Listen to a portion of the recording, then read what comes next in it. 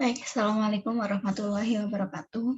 Perkenalkan kami dari kelompok 10 mata kuliah biodiversitas akan mempresentasikan terkait Kingdom Animalia, khususnya pada kelompok Avertebrata. Nah, Avertebrata yang pertama yang akan kami bahas yaitu Porifera. Nah, sedikit tentang Porifera. Porifera merupakan hewan bersel banyak atau metazoa. Nah, hewan bersel banyak ini yang paling sederhana atau primitif karena sel-selnya cenderung bekerja sendiri dan belum terorganisir dengan baik serta belum mempunyai organ atau jaringan sejati.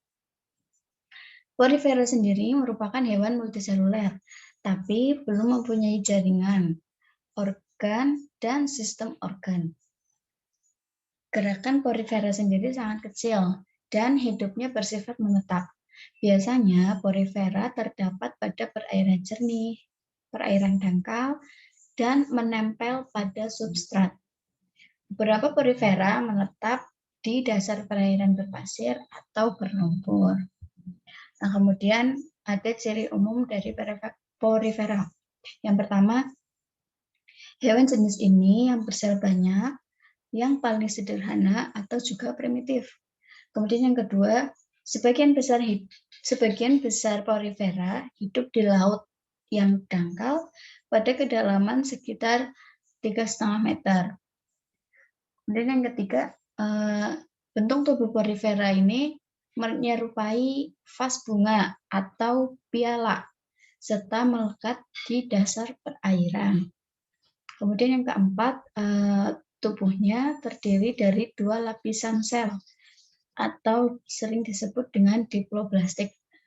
Dengan lapisan luarnya yang disebut epidermis yang tersusun dari sel-sel yang mempunyai bentuk pipih yang kemudian disebut pinakosit. Nah, selanjutnya pada epidermis terdapat porus atau lubang kecil yang kemudian disebut ostia. Nah, ostia ini dihubungkan oleh saluran ke rongga tubuh yang kemudian disebut spongozoel. Ciri umum yang selanjutnya, lapisan di dalamnya tersusun atas sel-sel yang berleher serta berflagel yang disebut dengan koanosit. Nah, koanosit ini berfungsi untuk mencerna makanan. Ciri umum yang terakhir yaitu di dalam mesoglea terdapat beberapa jenis sel, antara lain sel amoebosit, sel skleroblast, dan sel arkeosit. Nah, porifera juga terbagi atau diklasifikasikan menjadi 3 kelas. Yang pertama kelas Calcarea, kemudian yang kedua kelas Hexactinellida, dan yang terakhir Demospongiae. Nah, contoh-contohnya bisa dilihat sendiri ya, teman-teman. Kemudian untuk cara reproduksinya, porifera bisa melakukan reproduksi melalui aseksual atau seksual. Kalau yang aseksual, porifera melakukan dengan cara pembentukan tunas. Nah, tunas tersebut yang dihasilkan kemudian memisahkan diri dari induknya serta hidup sebagai individu baru. Selain itu juga ada sih beberapa porifera yang menetap atau tetap menempel pada induknya sehingga akan menambah jumlah bagian-bagian dari kelompok porifera tersebut. Nah, kemudian reproduksi seksual yang dilakukan porifera dengan cara persatuan antara sel telur serta spermatozoid yang akan menghasilkan zigot yang selanjutnya zigot ini berkembang menjadi larva. Nah, larvanya itu bukan larva biasa tapi larva yang berflagel. Larva itu bisa berenang serta keluar melalui oskulum. Nah, jika si larva ini menemukan tempat yang seksual, larva tersebut akan menempel, kemudian tumbuh menjadi porifera yang baru. Nah, dalam kehidupan sehari-hari, porifera ini memiliki beberapa peranan. Yang pertama, untuk menghias akuarium air laut, kemudian membantu pelepasan pecahan batu karang, dan cangkang moluska yang berserakan di tepi pantai, kemudian berperan juga dalam bidang industri sebagai campuran.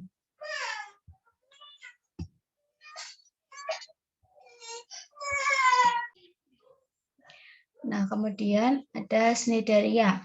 Sedikit tentang Cnidaria. Cnidaria ini hidup bebas secara heterotrof dengan memangsa plankton dan hewan kecil di air.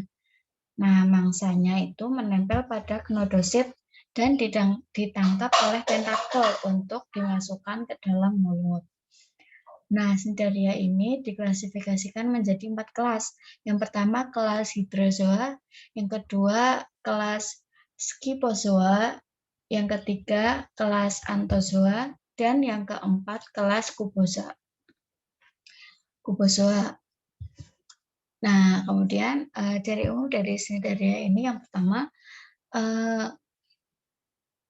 Coelenterata merupakan hewan berongga, dan rongga tersebut dimanfaatkan sebagai usus untuk mencerna makanan. Kemudian yang kedua, Cnidaria ini memiliki tentakel yang mengandung kapsul kidnoblas. Nah, pada kapsul tersebut terdapat sel nematosit yang menyengat dan beracun. Maksudnya ini dapat menyengat, kemudian beracun, sengatannya itu beracun. Nah, kemudian Cnidaria ini merupakan hewan yang dapat bersifat polip atau hidup terikat pada satu tempat. Nah, selain polip, ini ada pula yang bersifat medusa atau hidup bebas. Kemudian yang terakhir, tubuh Cnidaria ini memiliki lapisan luar dan lapisan dalam. Di antara lapisan tersebut terdapat mesoglia yang berfungsi sebagai pusat sistem persarafan. Kemudian untuk reproduksi Cnidaria sendiri sama seperti porifera, bisa dilakukan secara aseksual maupun seksual. Nah, reproduksi aseksual sendiri dilakukan dengan cara membentuk tunas yang melekat di bagian kaki. Cara tersebut dilakukan oleh Cnidaria yang bersifat menetap atau polip. Nah, sedangkan reproduksi seksual dilakukan dengan cara fertilisasi, yakni bertemunya sel sperma dan ovum. Cara reproduksi seksual ini dilakukan oleh hewan Cnidaria yang bersifat berpindah tempat atau bebas atau sering disebut medusa.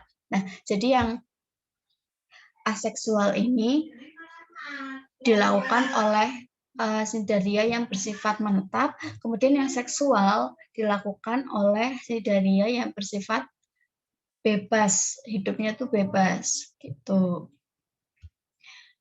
Kemudian peranan Cnidaria baik yang menguntungkan dan merugikan kehidupan sehari-hari, antara lain yang pertama,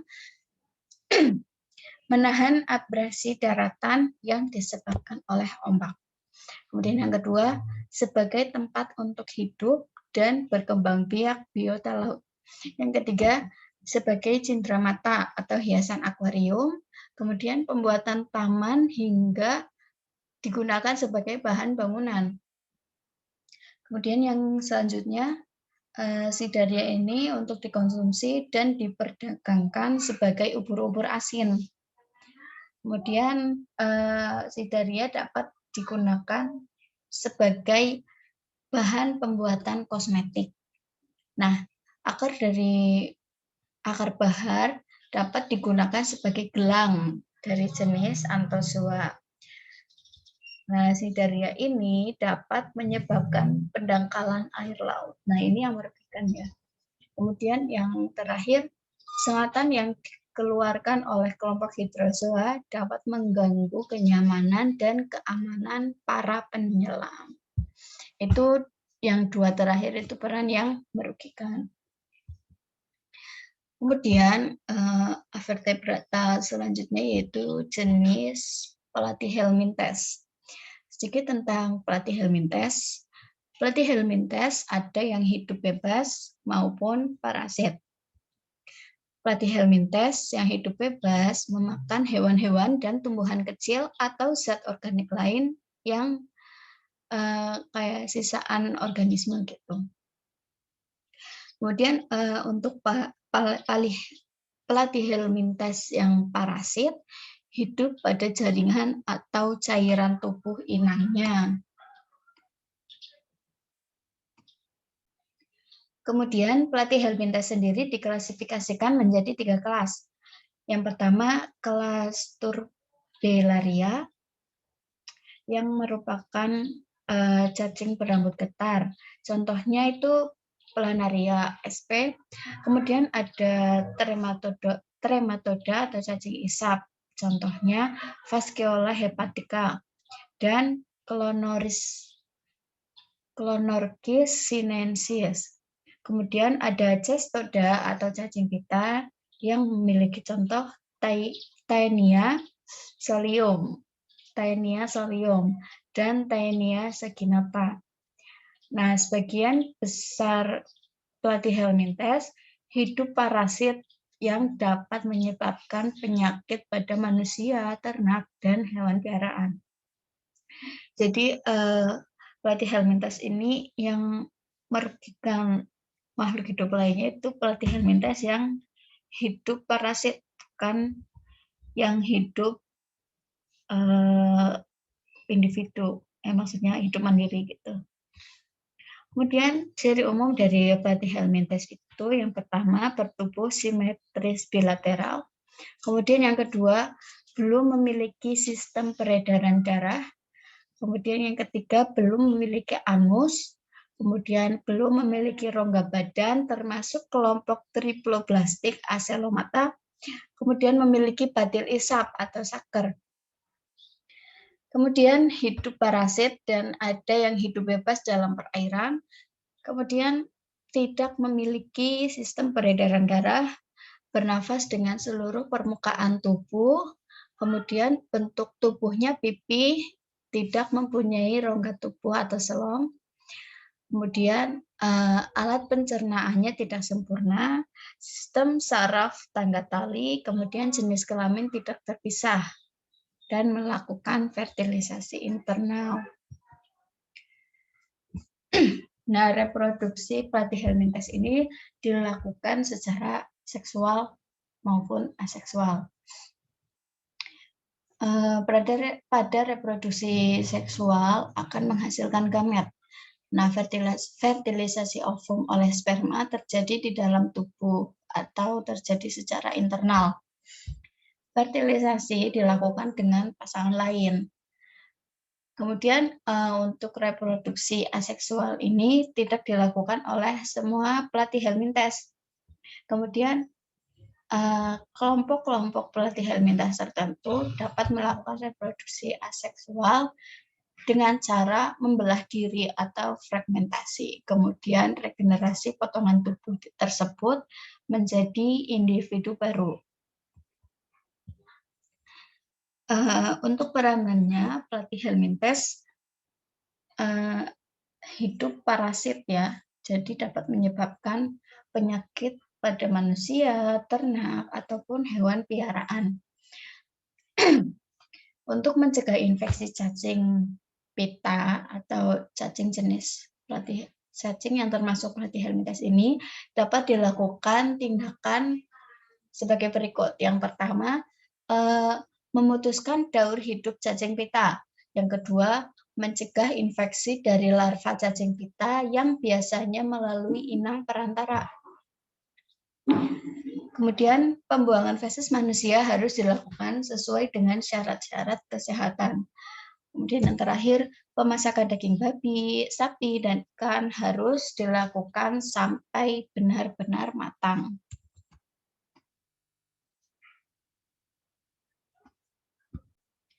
Nah, setelah pelatih Helminthes, kemudian kita membahas nematoda. Sedikit tentang nematoda. Nematoda ini hidup bebas dengan memakan sampah organik, bangkai, kotoran hewan, tanaman busuk, jamur alga, serta hewan-hewan lainnya. Tetapi banyak nematoda parasit hidup pada hewan, manusia, bahkan tanaman. Nematoda parasit yang ada pada manusia terjadi di banyak organ, seperti anus, usus kecil, paru-paru, mata, pembuluh darah, dan pembuluh limfatik. Secara umum, nematoda berbahaya karena hidup sebagai parasit dan dapat menyebabkan berbagai penyakit pada manusia dan tanaman. Misalnya saja Globodera rostochynes yang menjadi parasit pada tanaman kentang dan tomat dan berfungsi sebagai pembawa beberapa virus tanaman pertanian. Tapi ada juga nematoda yang merupakan predator parasit seperti ulat. Kemudian ciri umum dari nematoda sendiri yang pertama memiliki bentuk bulat atau gilik atau seperti benang. Kemudian nematoda sendiri merupakan hewan triploblastik dan pseudocelomatik atau tubuh berongga semu. Nah, ciri umum yang ketiga, hidup bebas dengan memakan sampah organik, kotoran hewan, tanaman busuk, ganggang, jamur, dan hewan kecil lainnya. Ciri umum yang keempat, dapat ditemukan di air tawar, air laut, air payau, dan tanah. Kelima, cacing betina lebih besar dari cacing jantan. Kemudian ciri umum yang keenam, parasit hidup pada hewan, manusia, dan tumbuhan. Maksudnya ini nematoda merupakan jenis parasit yang hidup pada hewan, manusia, dan tumbuhan. Nah, kemudian yang ketujuh, bagian mulut dari nematoda ini terlihat radial. Kemudian yang kedelapan, bentuknya silinder atau elips atau gilik dan tidak tersegmentasi. Nah, tapi bagian ujungnya itu runcing. Nah, ciri umum yang selanjutnya, nematoda ini memiliki ukuran yang bervariasi dari air tawar ke darat berukuran kurang dari 1 mm, sementara yang hidup di laut dapat mencapai panjang 5 cm. Kemudian ciri umum yang terakhir, terjadi pada organ-organ seperti anus, usus kecil, pembuluh darah, pembuluh limfatik, jantung, paru-paru, dan mata. Nah, untuk reproduksi nematoda sendiri, nematoda ini menghasilkan seksual yang umumnya dioda atau gonokista, yaitu organ genital pria dan wanita yang ada pada individu yang berbeda. Pemupukan terjadi secara internal di tubuh cacing betina. Nah, telur yang dibuahi memiliki cangkang yang tebal dan keras. Permukaan cangkang tersebut memiliki pola khusus yang digunakan untuk mengidentifikasi jenis cacing yang menginfeksi manusia dengan mengamati telur cacing di tinja. Telur-telur itu menetas menjadi larva berbentuk ibu. Larva mengalami perubahan kulit atau perubahan kulit hingga 4 kali. Cacing dewasa tidak mengalami perubahan kulit dan tubuhnya membesar. Nah, siklus hidup cacing gelang ini membutuhkan 1 atau lebih inang. Seperti cacing gelang, ia memiliki sejumlah besar orang dan sejumlah besar nyamuk. Cacing kremi yang hanya membutuhkan inang manusia dan tidak membutuhkan inang perantara. Nah, jadi cacing kremi ini untuk melakukan reproduksi hanya membutuhkan manusia untuk inangnya, tidak membutuhkan yang lain dan tidak membutuhkan inang perantara juga. Nah, kemudian peranan nematoda ini secara umum berbahaya ya, karena hidup sebagai parasit dan dapat menyebabkan berbagai penyakit pada manusia dan tanaman. Misalnya saja Globodera rostogenis yang menjadi parasit pada tanaman kentang atau tomat, atau pembawa beberapa virus tanaman pertanian. Tetapi ada juga nematoda yang merupakan predator parasit seperti ular. Kemudian Caenorhabditis adalah nematoda tanah yang elegan dan hidup bebas yang telah lama digunakan sebagai model organisme untuk penelitian pengembangan hewan, termasuk pengembangan baru, karena mudah berkembang biak dan struktur genetiknya mudah dianalisis.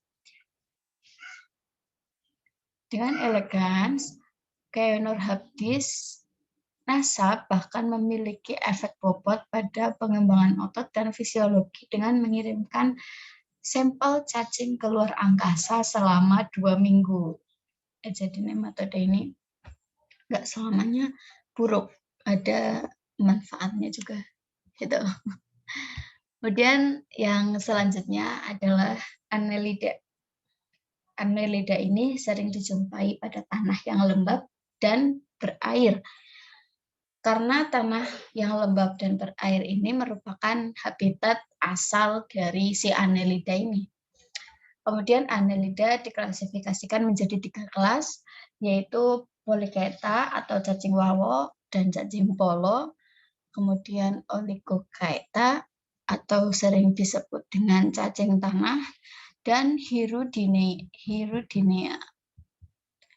Ciri umum dari Annelida sendiri yang pertama memiliki rongga sejati atau disebut triploblastik selomata. Kemudian yang kedua memiliki sistem pencernaan sempurna. Yang ketiga sistem ekskresi si Annelida ini berupa nefridia. Dan kemudian yang keempat respirasi Annelida melalui permukaan tubuh atau insang. Kemudian yang terakhir terdapat organ ekskresi, sistem saraf, serta sistem reproduksi pada tiap segmen.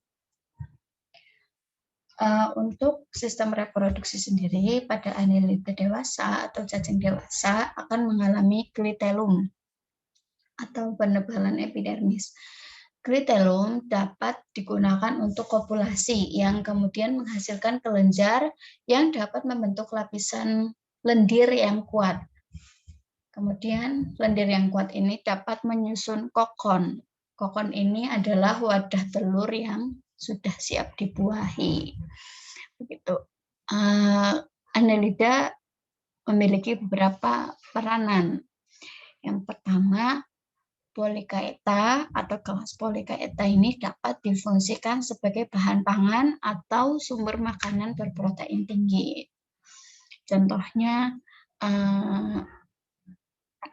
cumi, terus sotong, terus beberapa Annelida yang berada di laut. Kemudian cacing tanah juga dapat menyuburkan tanah, lancar pertukaran udara pada tanah, dan untuk menjaga lingkungan. Kemudian peran lain dari Annelida yaitu lintah. Tahu sendiri ya teman-teman, lintah ini dapat dimanfaatkan dalam bidang kesehatan untuk menyedot darah kotor pada manusia. Kemudian setelah Annelida, kita membahas moluska. Moluska ini memiliki ciri umum. Yang pertama, moluska merupakan hewan avertebrata bertubuh lunak, tak beruas dengan cangkang sebagai pelindung.